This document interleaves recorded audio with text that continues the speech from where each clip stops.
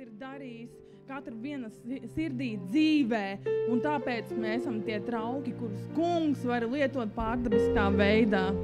Tieši tā. Tas kungs ir varants, un Dievs ļoti mīl cilvēkus. Viņa mīlestība ļoti liela.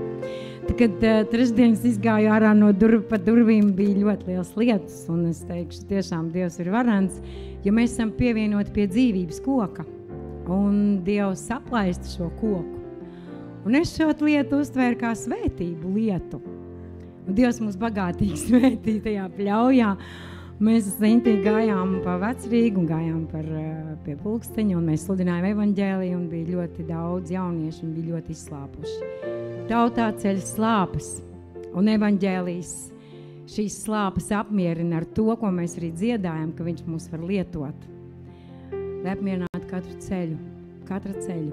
Viņa dzīvi, tās ilgas, un jaunieši ir tik izslāpuši, viņiem ir ļoti daudz jautājumu, reizēm pat tu nespēji atbildēt tajā īsajā brīdī, kaut vai liekas tev evaņģelizācija, cik ilgu laiku iet, bet es vēlos arī, kad es evaņģelizēju, iedot katram to pēc kā viņš slāps, un paldies Dievam par svēto garu, kas nāk ar vārdu, un viņš dod šo gudrību, un daudz jaunieši aicināja Jēzus savā sirdī.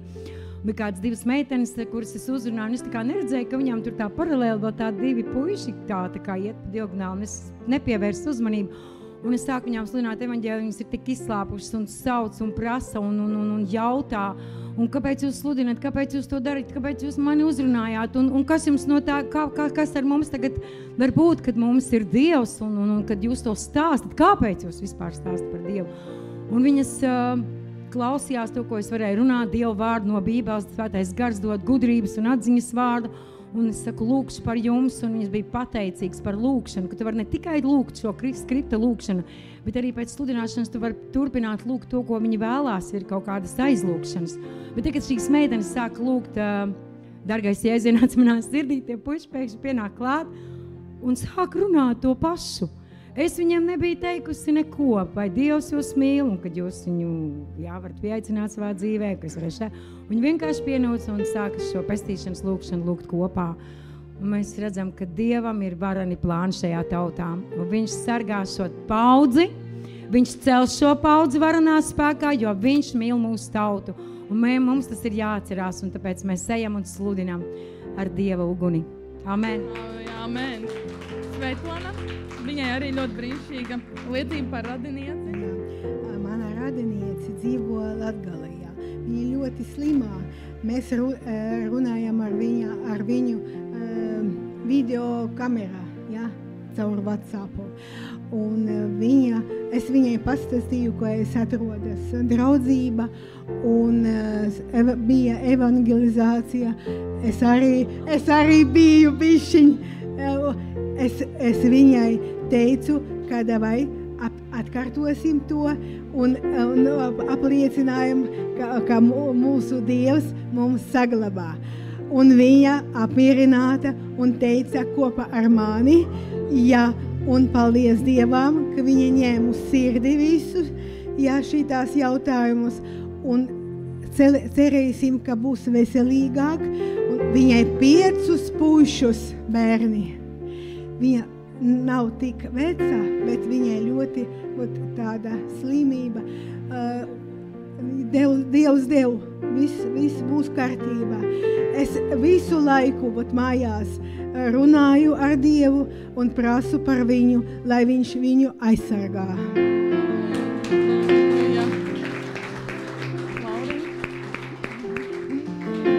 Vienā vakarā pēc darba gāju mājās un pretī nākies tas liels jaunietis. Es izšķīros uzrunāt. Un viņš tā, nogroza galvu, un tad uz to otro jautājumu jau, kad tika, vai ir pārliecība, ka būs mūžībā, viņš saka, man ir 10 filozofijas par šo. Un es domāju, man ātri jāķerās pie skripta, citādi man tās visas 10 būs jāklausās. Un es viņam teicu, ko Dieva vārds saka, un aizlūdzu par viņu. Un viņš tāds sakustinās, tāds tā kā ar augstu ūdeni apliec, paskatās pa labi, paskatās pa kreisi, paceļ rokas gaisā, un dārgais kungs Jēzu. Un tagad saka to lūdzu. lūkšanu, bet ar to jau vēl viss nebeidzās. Un viņš tāds, vau, jā, nu tā kā tā. Viņš saka, maniem čomiem arī to vajag, un tagad viņam rokā tas telefons, un es domāju, viņš tā kā grib kaut ko, nu, tur bildēt vai kā.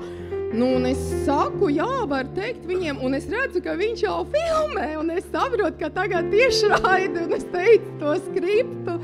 Un tad es domāju, nu man viņam arī jāiedod, paldies Dievam, bija līdzi arī uzrakstīts, un es viņam iedevu, un es viņam vēl tā īsi instruēju, un teicu, ka tu arī tagad to vari teikt, un arī beigās tu vari teikt kā evaņģēlija kāps, jo tu esi evaņģēlija kāps, un lai teikt, ka cilvēkiem grēki piedod, kad viņi ieaicina Jēzu pēc lūkšanas.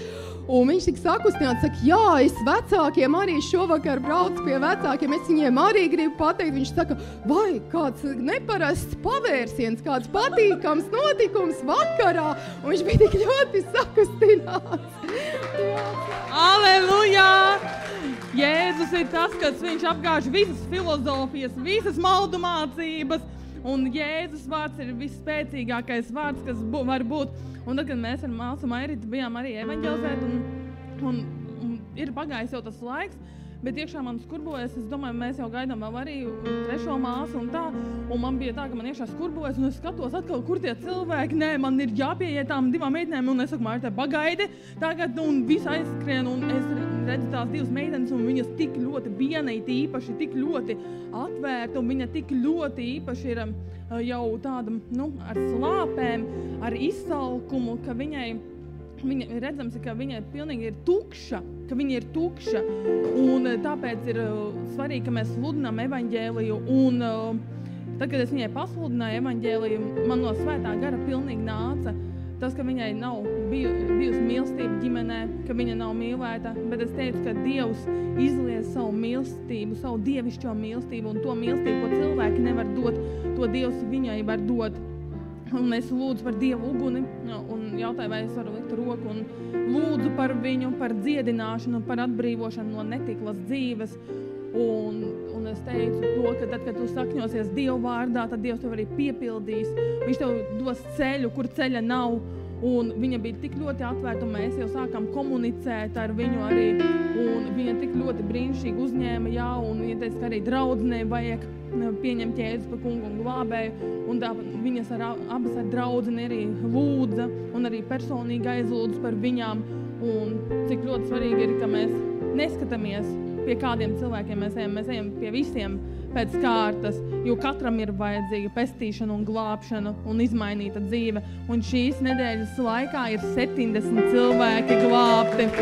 Tā kā slava gods Dievam, ja mēs mīlam Jēzu patiesi, tad mēs arī par viņu neklusējam. Tā kā